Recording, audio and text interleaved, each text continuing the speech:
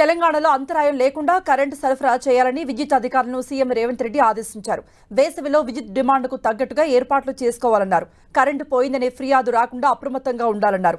పరీక్షలకు ప్రిపేర్ అయ్యే విద్యార్థులకు ఇబ్బందులు లేకుండా చూడాలన్నారు.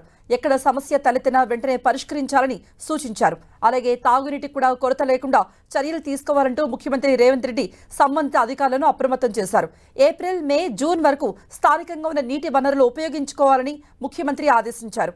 సమీపంలోని నీటి వనరులన్నింటినీ సద్వినియోగం చేసుకోవాలని సూచించారు. తాగునీటికి ప్రజలు ఇబ్బందులు పడకుండా జిల్లా కలెక్టర్లు ముందస్తు ప్రణాళిక సిద్ధం చేసుకోవాలని చెప్పారు. సమస్య ఉన్న చోట తక్షణ పరిష్కారాలు పర్యవేక్షించేందుకు ప్రత్యేక అధికారిని నియమించాలని ఆదేశించారు. వేసవి కోసం ప్రత్యేకంగా గ్రామాల వారీగా డ్రింకింగ్ వాటర్ యాక్షన్ ప్లాన్ తయారు చేసుకోవాలన్నారు. మున్సిపాలిటీలు, కార్పొరేషన్ల పరిధిలో తాగునీటి కొరత అధిగమించేందుకు వాటర్ ట్యాంకులు అందుబాటులో ఉండేలా చూడాలన్నారు ముఖ్యమంత్రి రేవంత్ రెడ్డి.